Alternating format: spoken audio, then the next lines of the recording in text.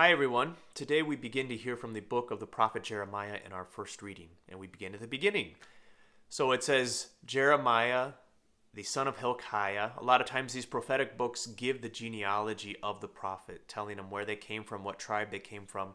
A lot of times, too, they'll give us the time in which they were prophesying, under whose reign and whose authority. And then we get his vocation story, the story of Jeremiah's sort of being called by God to preach the good news.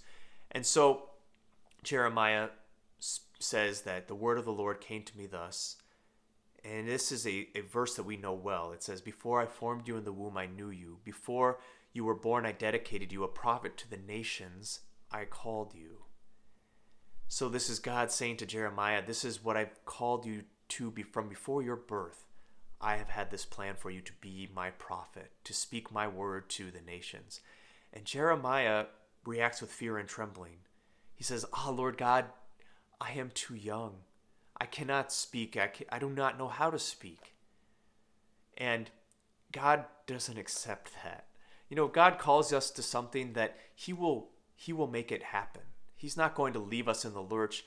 And when we say that we don't have the skills to do so, who are we to say that? God has called us to something. He is the one who gives us the grace to go forward. So Jeremiah says, don't call me to this, but he says, do not say I'm too young. I will give you the words you are to speak. To whomever I call you to go to, you shall go. Whatever I tell you to speak, you shall speak. Now, when we are baptized, we are all anointed as priest, prophet, and king. We have a prophetic destiny as Christians. We are called to proclaim Christ to the world. And boy, does our world need Christ right now. We need the prophetic witness of Christians. And many of us kind of slough off that responsibility. Or we've allowed ourselves to not really engage with that responsibility in some way. Or on some part of preachers, we don't really call people to that responsibility. But it is the responsibility of each and every Christian, not just those who are ordained, those who work in the church. This is all of our responsibility, to preach Jesus' love to the nations, and to preach the whole gospel, not just the parts that are easy to hear.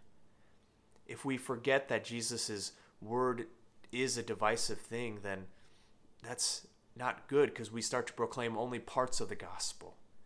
We have to give people the whole gospel, because that's the only loving way to do it.